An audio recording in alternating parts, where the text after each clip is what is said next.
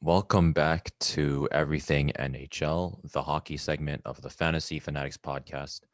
I'm your host, Nathan, and we're here with our hockey expert, James Kumar.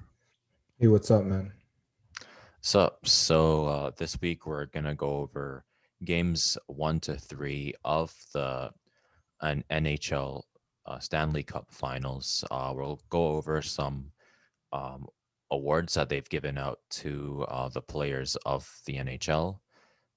We'll, I guess, take a look at kind of like an overview of the Stanley Cup Finals so far, and then we'll preview Monday's game, and that'll pretty much be it for this week. All right, sounds good. I guess most of the awards will probably be the regular season ones since the playoffs haven't finished yet. So yeah, we'll just take a look at some regular season awards. Yeah, for sure. I guess we'll start with the games. We'll start with Game 1 of the Stanley Cup Finals. Very dominant performance by Tampa Bay. They were able to beat the Montreal Canadiens 5-1. Eric Chernak in the first period for Tampa Bay, and Yanni Gourde for Tampa Bay in the second round, with Ben Charo putting a goal on the board for Montreal. Nikita Kucherov with 2 goals for Tampa Bay, and Steven Stamkos with 1 goal for Tampa Bay, all in the third period. What are your thoughts on Game 1 of the Stanley Cup Finals? Yeah, this is a game where it pretty much showed that Tampa, they've already played in a finals recently, which was last year. So they were prepared for Game 1. They were at home. It looked like Montreal just didn't have their legs for the first game. You know, when you get to the finals for the first time, sometimes you have jitters. Sometimes you just don't play your best. I feel like that was the case. So Tampa just pretty much took advantage in this game, especially like in the third period. Like when Stamkos buried that goal, like that was pretty much just the cherry on top at that point. Yeah, there's just a lot of pressure on Montreal right now. They haven't been to a Cup Finals in a very long time. This is probably like a team that's never really been this far before, all the way to the Stanley Cup Finals. They're facing pretty much the best team in the NHL. This team has already been to the Stanley Cup Finals last year, so I guess a Game 1 win is kind of not really a good boost for morale. So, what do you think they should do to kind of pull back? Yeah, in this game, I guess they didn't really generate as much pressure. Montreal only had 19 shots. Obviously, against the defending champions, you're going to need a lot more than that to score. Yeah, and then they also just gave Tampa Bay power plays, and like I said, they capitalized. So that was pretty tough too. Yeah, I guess it's kind of interesting because Montreal is normally good at making sure that power plays don't usually swing in the other team's favor. But Tampa Bay's offense is just so good that once you get a power play, it doesn't really matter what defense it is. They'll just find a way to put it in the net. Yeah, I think heading into Game 1, they were clicking at like 37% for the playoffs. That's crazy. That's like almost 4 out of 10 power plays, or like 2 out of 5 power plays. That's like goals right there. So yeah, you can't take penalties against that team, or else you're giving up goals for sure. Yeah, I guess Montreal has the unenviable task of playing the hardest defense they possibly can without penalties, that's not going to be an easy job. Yeah, definitely. Ask almost every defenseman in the league, to maintain coverage without, hooking or slashing sometimes is very difficult. Sometimes you throw the odd, you try and interfere with the guy, maybe before he's about to get the puck, that kind of thing. So yeah, you're right. It is very tough to do all that without taking penalties. And then when they do take the penalties, they get burned for it. So yeah, it's been really tough. Yeah. Well, I guess we'll take a look at game 2 now and see how they did. So I guess game 2, it was a little bit closer, but Tampa Bay was still pretty dominant.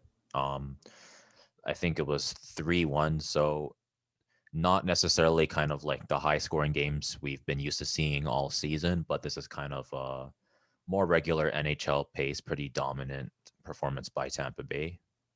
No goals in the first period, but in the second period, Anthony Cirelli and Blake Coleman both had goals for Tampa Bay, and Nick Suzuki was able to put a goal on the board for Montreal, and Andre Pallet was able to score another goal for Tampa Bay. And Montreal, they did, I guess, a much better job on defense this time around, but their offense was just kind of a little bit short. Yeah, I mean, like that Blake Coleman goal, there was like 1 point something seconds left on the period, and he dove to score the goal. It was one of the best goals I've seen in the finals before. And then, yeah, like you were saying, Montreal played a much better game. They only allowed 23 shots. They even took 43, but pretty much Andrei Vasilevsky was a brick wall for Tampa Bay, making 42 saves, only allowing that one goal from Suzuki. And it was a power play goal. So other than that, he pretty much shut the door. Montreal had pretty much their best game of the series in game 2, but yet they still couldn't get it done against this Tampa team that's just full of offense. Yeah, I mean, against any other team, Montreal probably would have been able to maybe take it to overtime at least. But Tampa Bay, they've just been finding a way to kind of shut down Montreal's offense. So I guess what do you think they need to do to kind of adapt? Yeah, honestly, I after watching this game, I just really didn't know what to say after that. The only thing I could say is, with Montreal heading home for games 3 and 4, they have to take at least one game there at home, because Tampa Bay at home, whether they play amazing, whether they play mediocre, they're still pulling out wins. And I honestly don't know what Montreal can do to sort of turn that around.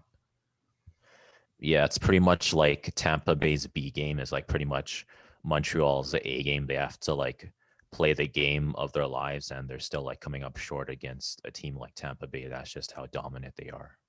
Yeah, dominant, talented, whatever word you want to use, that's pretty much the definition of Tampa Bay's team this year. Yeah, for sure. And I guess moving on to game 3, Montreal, they did a lot better on offense, but they weren't able to stop Tampa Bay again. I guess Tampa Bay won 6-3. In the first period, we had Jan Ruda for Tampa Bay, Victor Hedman also for Tampa Bay, and we had Philip Danault for Montreal. In the second period, we had Nikita Kucherov and Tyler Johnson, both for Tampa Bay, and Nick Suzuki for Montreal. And in the third period, we had Tyler Johnson and Blake Coleman for Tampa Bay, and Corey Perry for Montreal. So a better offensive effort from the Canadians, but um, they weren't able to have both good offense and good defense. Yeah, like it was pretty evident from the first period. Two early goals. I think both goals were in the first 5 minutes. One was in the first 2 minutes. That Tampa Bay just pretty much wanted this game, and they just took it right away. They never lost the lead in this game. They were just so dominant. Montreal even had more shots than Tampa Bay in this game, and that's the thing. Montreal only took one penalty, but Tampa Bay scored on that power play, so they were 100% for their power play in this game. Like I said, you can't even take one penalty or you're going to get burned by this team. It's crazy. This Tampa team is so stacked. They're going to take it in 4 or 5. Like I said, Montreal has to try and win one at home. Maybe they take game 4, but there's even a chance that they present the cup in game 4. Yeah, I mean, Montreal, that's not how they want to go out. They'd had a fantastic run. At least try to end it with a bang, try to go down fighting. If you live in Montreal, you know what to do. Got to show up at the arena, try to cheer as much as you can, try to raise the morale of the team so that they kind of give their best fight. Yeah, I was watching the game on Friday, game 3, and I saw a sign in the crowd that said, "I'm missing the birth of my kid to come see the Montreal Canadiens. I hope it was worth the price." So it's tough, man. The guy missed the birth of his kid and his team lost, so it's tough. But yeah, Montreal fans, just keep supporting your team and we'll see what happens. Yeah, I mean, honestly, even if they end up not being able to win Game 4, I mean, a lot of teams would have lost to Tampa Bay in the finals we saw Tampa Bay beat some really good teams out there, some really consistent teams, and even if Tampa Bay went through Montreal's route, they probably would have been able to beat a lot of those teams, like even Vegas, even a team like the Leafs, even like a team like the Jets. It's really hard to see like what team would be able to beat Tampa Bay in the finals. Yeah, I think if Vegas was in the finals or Toronto, it would be the same story. I feel like it might not be this big of a blowout necessarily because I think maybe those teams match up better. Like usually it just depends on the matchup. Like I wouldn't say Montreal is a bad team, but maybe they just don't match up as well against Tampa Bay. But I think either way, Tampa Bay would probably have a lead, maybe a 2-1 lead after 3 games against maybe some of these other teams. But yeah, Tampa Bay would definitely be in the driver's seat either way. Yeah, for sure.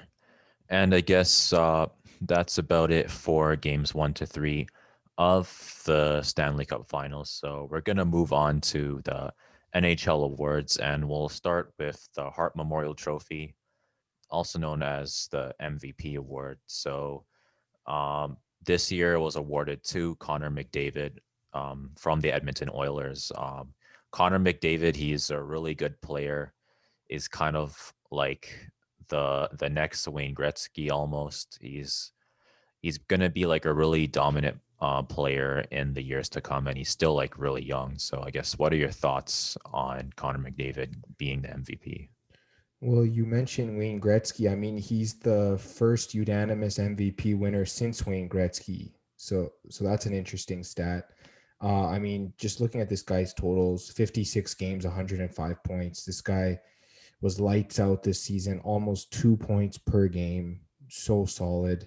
Uh, Only Gretzky really touched those numbers in his career. Yeah, he just had an amazing season. Will he probably be able to replicate it next year? I don't think so. This was probably a career year, but I mean, he's in the middle of his prime. He definitely deserved this MVP award. Yeah, for sure. I mean, I think we were expecting the Edmonton Oilers to maybe have a chance at the playoffs. Connor McDavid would obviously be a big factor about that. So, what do you think about their chances next year? I think they just need to improve, I guess, the depth in scoring. They just weren't able to score outside of their like top 1 or 2 lines, and definitely add a couple depth pieces, maybe in goal and maybe on defense as well. So just add pieces. That's what the Oilers need to do. Yeah, I think if we see them in the playoffs, like Connor McDavid, he might not be having like maybe Gretzky level stats, but I guess in terms of like advanced stats, you might see him do like really well. He'll still be playing at a really high level. Yeah, I mean, he's always noticeable when he's on the ice. I don't think we can take anything away from that. I think it might take him a bit of time, but assuming he gets the team around him, I think he can definitely do something. Yeah, for sure. And next, we'll move on to the Lady Byng Memorial Trophy. So I guess this is kind of like the Gentleman's Award, and this was awarded to Jacob Slavin from the Carolina Hurricanes. What do you think about? I guess I guess I don't want to say performance because it's not really like a performance, but I guess the way he's acted in the NHL so far. Well, I think it is partially performance based because you have to play at a high level of play and you got to play gentlemanly, which means low level of penalties. The interesting thing about Jacob Slavin is that he's a defensive defenseman, but he only took one minor penalty the entire season, and it wasn't a roughing penalty or anything like that. He just shot the puck over the glass, so it was like a delay of game penalty. So I know we talked about earlier, playing a good defensive style.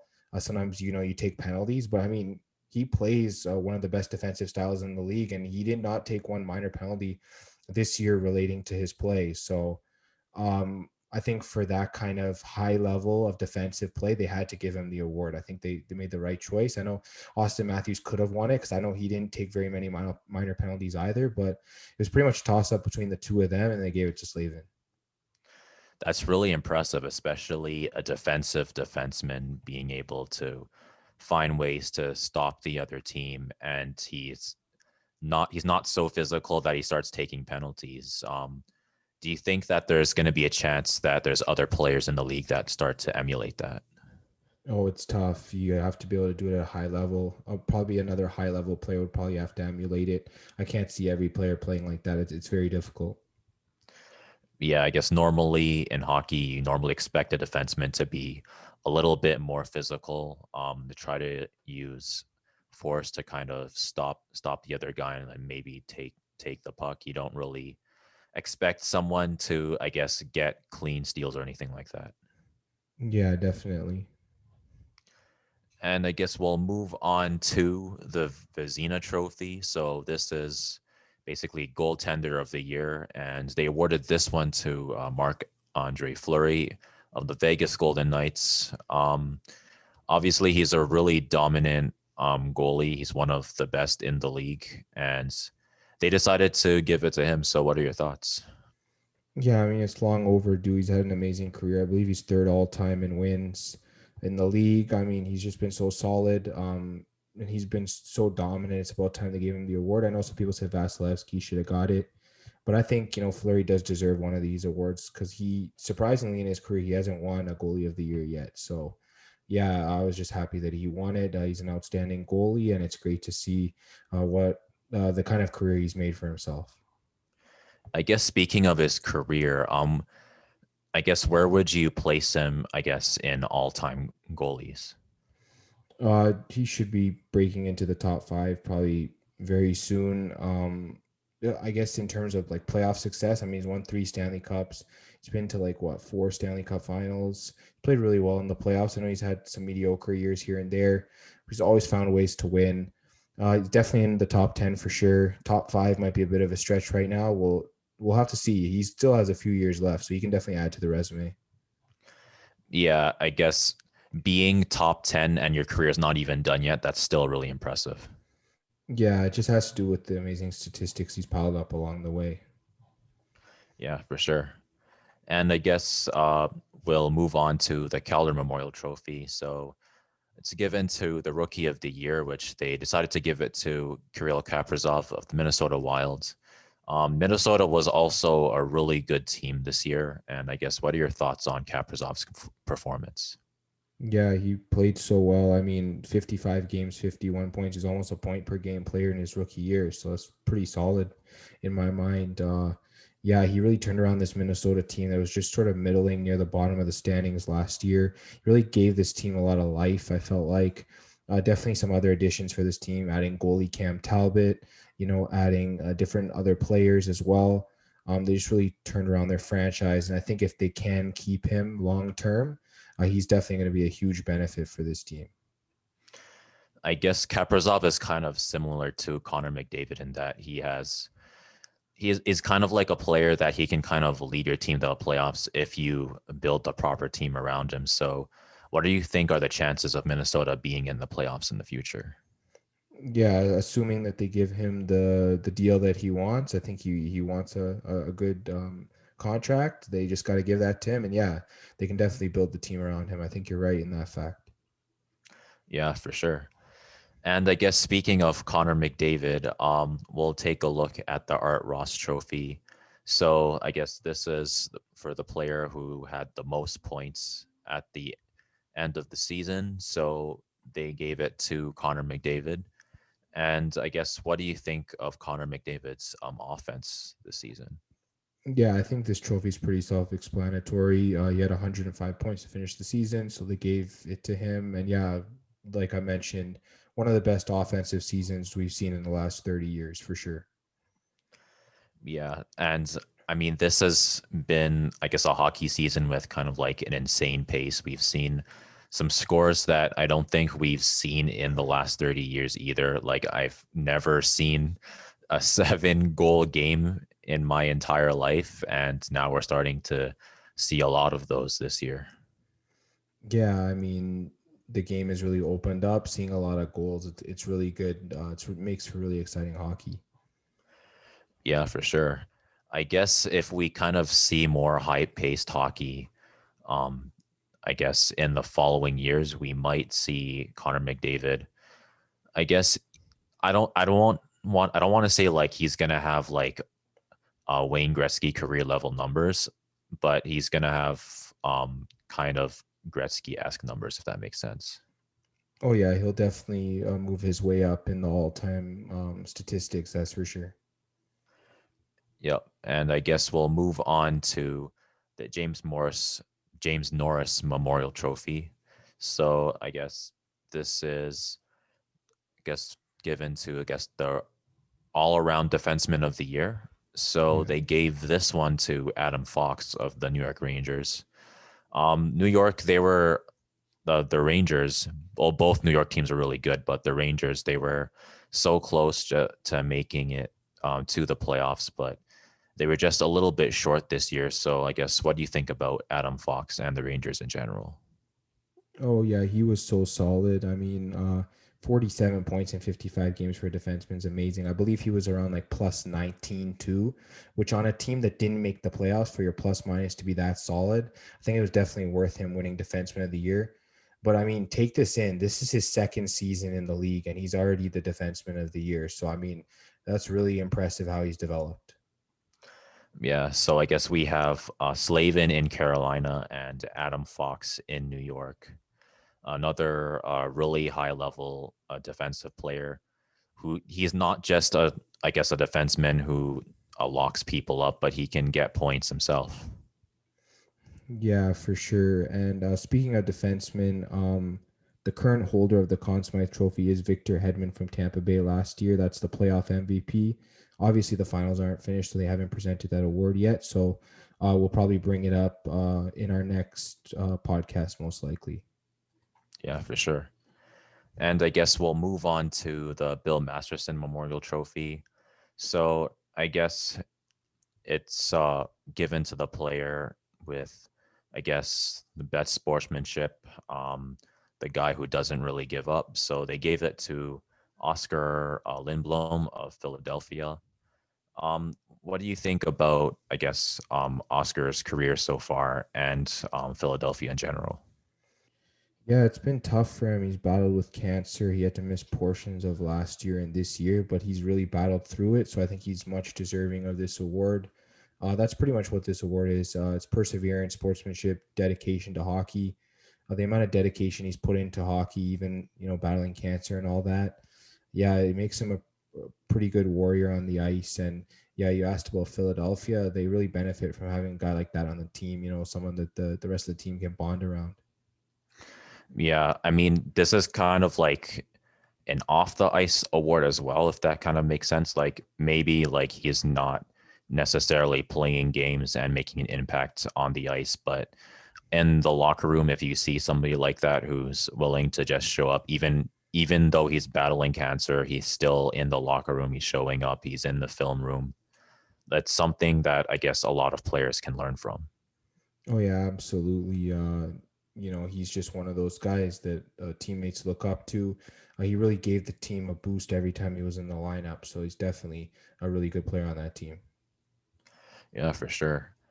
And I guess the next award is the Ted Lindsay Award. So this one was given to Connor McDavid again. So that's three awards given to Connor McDavid. So I guess that kind of shows how special of a player that he is.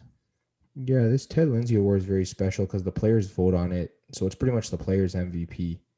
So he won the hockey National Hockey League MVP. He won the NHL Scoring Award, which is the Art Ross, and then he won the Ted Lindsay, which the players vote. So members of the Players Association, whether they do a player poll or however they decide this award, yeah, he knows that now that his peers think he was the best player this season. Yeah, so it's not only, I guess, analysts who are deciding that he's the best player. It's the players themselves who've actually played against him. They've decided that, Connor McDavid, he's been really special this year. Yeah, definitely, I agree with that. And I guess we can move on to the Jack Adams Award. So this is given to basically the coach of the year, and they gave it to Rod Brindamore of the Carolina Hurricanes. And Carolina's been really consistent this year. I guess they might not have been on everyone's radar, but they've always had really dominant performances in the regular season. even in the playoffs, they played really well. They came up short against Tampa Bay, but so has every other team. Yeah, I mean, we were talking about Carolina earlier in the year, and we were saying like, I don't even think we remember them losing a lot of back-to-back games. Like they were just so solid. They would always bounce back. I know they had a rough go against Tampa, but like you mentioned, it is Tampa Bay, and they're really deep. And I mean, this Carolina team, they're well coached. Brendan Moore's a good coach, and he did re-sign with them for I think another 3 years. So he's definitely not going anywhere. And yeah, he deserved this award. I guess what do you think about Rod Brindamore's career so far? Yeah, I mean, he was able to translate from being the captain of the Hurricanes the last time they won a championship, and then he transitioned into being their coach. And I think he's done a really good job so far. Yeah, I guess that's really interesting. He's a player he's been to the Stanley Cup Finals. He knows what it feels like to be a player at the highest level and win at the highest level, and he's found a way to kind of transfer that into his coaching style. Yeah, I definitely believe that as well. And I guess we can move on to the Frank J. Selk Trophy. So this is, I guess, to a forward who's really good at defense. So this one was given to Alexander Barkov of the Florida Panthers. The Panthers, they're a really good team this year. They gave Tampa Bay a really hard fight. I think the Florida Panthers have probably given the hardest fight to Tampa Bay in the playoffs. Yeah, in terms of an offensive standpoint, definitely they were able to match Tampa Bay almost goal for goal. They were really solid. And yeah, just getting back to the award, the best defensive forward of the year is Alexander Barkov. Yeah, he's great at both ends of the rink. He can score, he can play defense, he can clog up the neutral zone. He's just really good at the overall game of hockey. So I think he is much deserving of this award. Yeah, I guess normally forwards you kind of expect them mostly just to score, but I guess this kind of shows that if you want to be kind of successful in the NHL, it's good to have an all-around game as well. It's you want to be able to play a little bit of defense yourself, even if you're not necessarily in a defensive position. Yeah, I definitely agree with that. And I guess we can move on to the William Jennings Trophy. So this was given to both Marc Andre Fleury and Robert Lehner from Vegas. What do you think about, I guess, this award? Yeah, they either give it to, I guess, one goalie, or in this case, the goalie, both goalies from the team.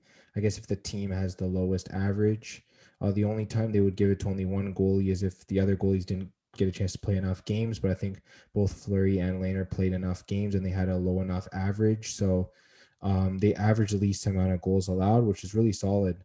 You saw that Flurry had won the goalie of the year also. So his stats were very good this season, and Robin Lehner was a solid backup for the Knights. Yeah, for sure. And I guess we can move on to the King Clancy Memorial Trophy. So I guess this is kind of like a leadership award, and they gave this to Pekka Rinne from the Nashville Predators. Nashville was also a really good team this season. I think they played really well. And I guess what do you think about Nashville and Pekka Rinne's performance this season? Yeah, I mean, he's kind of getting older, so he was starting to transition into a backup role this year. But yeah, this award also exemplifies what he did in his community, whether it's raising money for humanitarian aids and contributions to charities and so on. So I think it's a combination of both his on ice and off ice performance. So definitely, they believed he was deserving of that. And I mean, yeah, he's been such a great player overall. Seeing some of the stuff he does for the community, I think it was definitely the right choice. Yeah, I guess Pekka Rinne, he's, I guess, like you said, he's starting to get up there in age. He might not be in the league for much longer, but even if he leaves the league, he's going to be really busy in his retirement. If he doesn't end up becoming a coach like Rod Brindamore, he's probably going to be doing some community work. Oh yeah, for sure. I definitely think so. And I guess we can move on to the Rocket Richard Trophy. So This was given to the top goal scorer of the regular season, and they awarded this to Austin Matthews of the Maple Leafs. Um, the Maple Leafs, they had a fantastic regular season this year. Unfortunately, they came up a little bit short in the playoffs, but what do you think about Austin Matthews' performance this season? Yeah, I mean, 41 goals in what, 50 some games. I think he only played 52 games, so that's really solid. I mean, if you stretch that over an 82 game season, that's like over 60 goals. I mean, yeah, he scored out of his mind this season. Yeah, it was definitely the best season of his career so far, and I guess he's looking to build off of that. Yeah, and I guess Austin Matthews, he's another really young player in the league. So we have Kapil Kaprizov, Connor McDavid, and Austin Matthews. They're all really young players, and I guess this is kind of like similar to kind of like I guess the Sidney Crosby, Alex Ovechkin situation, where I guess 10 years ago they were really young and they were playing some really good hockey, and now we have kind of like the new generation of players that are kind of gonna take the mantle. Yeah, I mean, a lot of these awards were won by young players. You talked about Jacob Slavin, Adam Fox. Yeah, this is a young league now, and these guys are really pushing the league forward. It's exciting to see. Yeah, for sure. And I guess we can move on to the Mark Messier Leadership Award. So they gave this award to Patrick Bergeron from the Boston Bruins. Bruins are another solid team. They're good every year. And I guess what are your thoughts on Bergeron getting this award? Yeah, I mean, this is the first year he's been the captain of Boston since Zdeno Chara left to go to the Washington Capitals. So it was great to see them recognize his leadership right away by giving him this award. I mean, to win this award the first year being captain is pretty special. So I think it's definitely a great on Bergeron.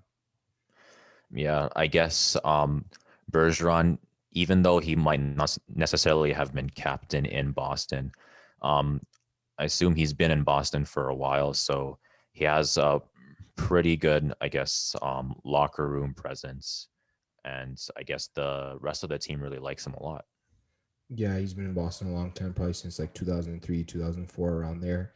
Yeah, he's pretty much a staple to this team. And yeah, definitely a guy that his teammates look up to.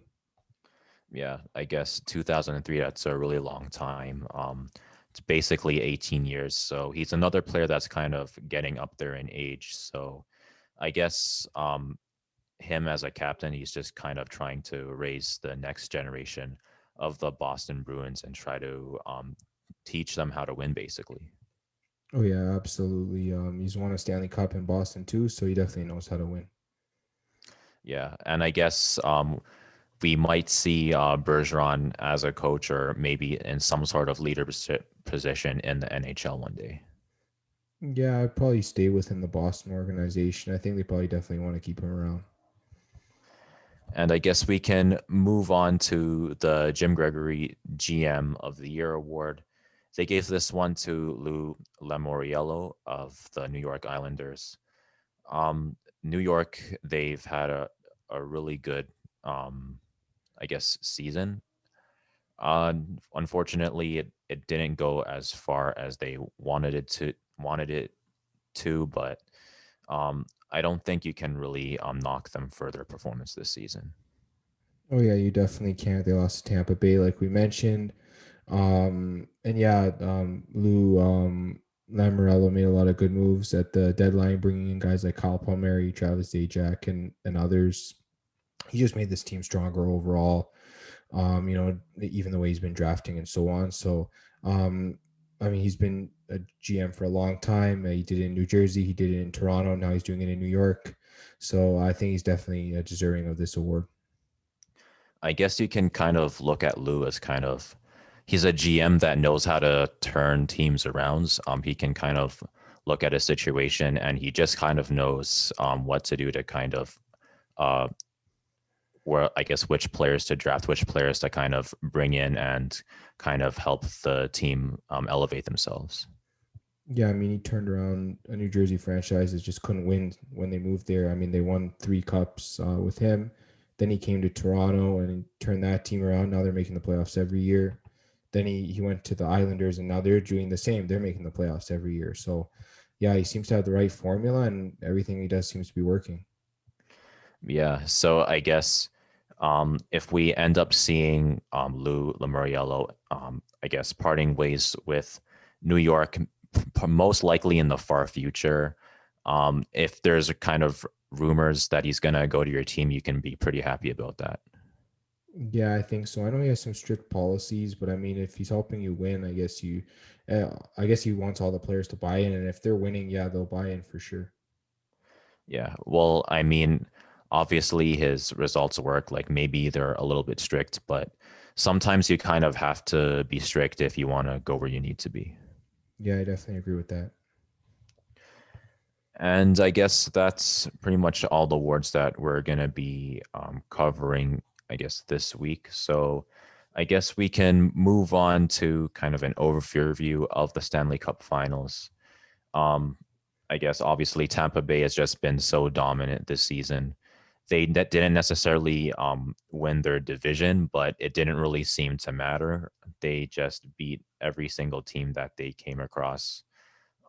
They beat the Hurricanes, they beat Florida, and now they're, I guess, beating a Montreal team that they had a pretty good run themselves. Yeah, like you mentioned, Tampa Bay, they've been so dominant. They're up 3-0 in the finals. They won their previous series, like you said, 4-2 against Florida, 4-1 against Carolina, 4-3 against New York Islanders. They're a good team. Can't sleep on this team. We never did really sleep on this team. I think even in my bracket, I had them going to the final four. I don't know if I had them going all the way to the finals because I guess I didn't expect the certain teams that came through into the final four to come through. If I had predicted those teams, I think I would have had Tampa Bay beating them. But um, I knew Tampa Bay was the team coming out of the Central Division, anyways. They were the strongest team, they were the deepest team. They have depth at every position. They have one of the best goalies in the league. Honestly, this team doesn't have weaknesses. I know we've talked about this for weeks, but I'm just going to say it again. Yeah, this team just doesn't have weaknesses. If a player gets hurt, like I know Alex Killorn got hurt, they threw Matthew Joseph in the lineup and you barely even noticed the difference.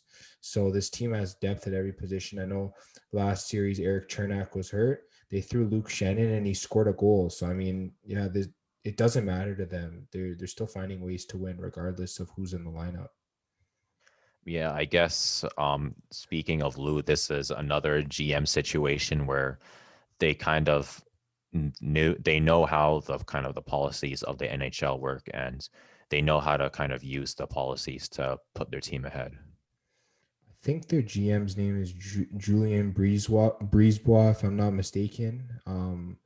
Yeah, he's done a great job, I guess, making small deadline moves, moving players around to get around the salary cap, whatever he has to do, all within the rules, of course. And yeah, Tampa Bay's pretty much benefited from it, and they've always had a solid team the last couple of years. Yeah, I guess this team is so well built, we could probably see them. They're most likely going to make deep playoff runs every year, if not make it to the Stanley Cup Finals. It's kind of hard to see what kind of team would be able to beat them. I mean, you put an offensive team on them in Florida, they beat Florida. You put a defensive team on them in New York, they beat New York, and now they're beating another really high level defensive team in Montreal. And it's kind of surprising because I thought I guess Montreal is better at turning their defense into offense, and maybe that would give them a chance. But Tampa Bay, they've been able to use their own defense to kind of hold off Montreal. Yeah, like we mentioned, can beat you at whatever style of game you want to play. If you want to play defensive on them, they'll out defense you. If you want to play offense on them, like get in game three, they'll outscore you. Um, they pretty much can play any team's game, and that frustrates a lot of teams because they can't exercise their winning formula against Tampa Bay. Yeah, I guess the only way to kind of beat them is to have a roster that's kind of similar to Tampa Bay. They're not necessarily specialized in any aspect of the game, but they can kind of do everything. So, for example, like maybe Vegas would be able to give them a challenge, but even still, it's like a Tampa Bay versus like a Tampa Bay light. Tampa Bay still probably going to win. Yeah, I think the only way to beat this team, I guess, is to outcoach them. And I mean, John Cooper is one of the best coaches in the league, so even then, that's difficult to outcoach him. So yeah, this Tampa team, like you said, they're going to be good for many years to come. I don't think this is the last time we're going to see them, whether it's in the Final Four or in the Stanley Cup Finals. They might even win another one next year, like you were mentioning. They have a chance to three-peat. Yeah, I definitely like this team's chances. They're up 3-0 in the series right now. It's probably done in four. I guess we could probably go into the preview from this. Just taking a look at game four. Uh, it's tough. I might like Montreal here. Maybe they don't get swept, but I guess just after game three, I just can't see a way that Tampa Bay doesn't sweep. Um, they adjusted the price a little bit. Whoever took Tampa Bay in game three got them at like what minus 135. So like a really good price for Tampa Bay. They moved it up to minus 150 for game four. Montreal plus 130, I guess, is a decent price if you think that they have a chance to win at home. Um, Honestly, this game's gonna be a toss up. I don't think he'll be as wide spread as game three. It'll definitely be probably a one goal game. It'll be a little bit tighter. Um, yeah, I'm not sure what you think about this game. I might lean Montreal a little bit because they have to get one right, but maybe they don't. I don't know. I guess the only way I can kind of see them winning is, I guess, looking at their face-off percentage. Montreal kind of has a little bit of an advantage. So if they can kind of use that, try to keep the puck on their side as long as they can, maybe that'll kind of hold off the Tampa Bay's offense long enough that they can kind of maybe do something, and then that might give them a chance to win. Yeah, there's just not a lot of categories they can beat Tampa Bay in. So if they are leading in faceoffs, that's definitely one area you got to capitalize on for sure. I mean, even in fast breaks, Montreal scoring goals against teams like Toronto, Winnipeg, and Vegas, but Tampa Bay's been scoring on the fast breaks in this series, so pretty much beating them at their own game at this point. So it's just really tough to see Montreal even taking a game. Honestly, this game's going to be a toss up. If you like a certain side, probably that's the side to take. Um, yeah, other than that, definitely, it's gonna be a good game for sure. In game four, we might even see the Stanley Cup presented. So let's see what happens on Monday night. Yeah, for sure. And I guess just like one more thing, I guess, that I thought was interesting was that some of these scores were really high scoring, and Tampa Bay was getting these against Carey Price of all people, who he's been like shutting down so many teams, but Tampa Bay still found a way to put the puck in the net. Yeah, at this point, I think Carey Price has been carrying Montreal for so long. They gotta at least cut him some slack and give him some scoring to support. I mean, how long is it gonna be before the floodgates finally open? Right? He's probably worn out by this time, and yeah, this team really needs to support him. They've had trouble scoring goals the whole playoffs, but he's carried them through it. Against Tampa Bay, that's not the time to struggle scoring. Yeah, I guess and against other teams, they've been able to kind of limit the chances that the other teams have, like try to take some kind of bad percentage shots, and then that kind of helps carry price a little bit. But they've struggled to do that against Tampa Bay. Yeah, I definitely agree. To this Tampa Bay team, they've just been too good. Yeah, so I guess if you're from Montreal, don't I guess don't be like too pessimistic. You still gotta believe in your team. You gotta show up to the arena, cheer as loud as you can, try to give the team as much of a boost as you possibly can, and try to see what Montreal can do. I think a team's only come back from a 3-0 deficit like three or four times in NHL history. So history's not on Montreal's side. I think that their goal should just be to make it a series, just take it one game at a time and then just see what happens. Yeah, I guess you can't really think about the series now. Just think about, I guess, just the hour that you have in front of you. Just take it, even just not even one period at a time. Just take it like a minute at a time. Yeah, I also like Montreal probably winning this game just because, if let's just say Tampa Bay loses this game, then they have a chance to win the cup at home. That's definitely something they'd want to do since they won the cup in a bubble last season. So I think it would be nice for them to win at home. So maybe Montreal gets game four and then it goes home to Tampa, and I think they close it out. So let's just see what happens. Yeah, for sure. And I guess that about wraps up everything NHL. So, do you have any, I guess, final thoughts about this year in the NHL? No, I think we pretty much covered everything. The award winners were great, and Stanley Cup Finals. It's been pretty exciting, unless you're a Montreal fan. But in terms of seeing high level hockey, I think we've seen it in this series. Yeah, and like we said before, the new generation of hockey players, they're starting to rise up. So we're going to see some really high level hockey in the future. But it'll be interesting to see, I guess, what the young talent kind of does against such a dominant team like Tampa Bay. They're probably going to have a lot of players' numbers, even players like Gabriel Kaprizov or Connor McDavid, for a few years, and then they're going to have to find a way to, I guess, overcome such a dominant team. Yeah, for sure. I definitely agree with that. And I guess that about wraps up everything NHL. If you liked this video, you can definitely subscribe, hit the bell for notifications. Leave us a comment about your thoughts on the Stanley Cup Finals and kind of the NHL season in general.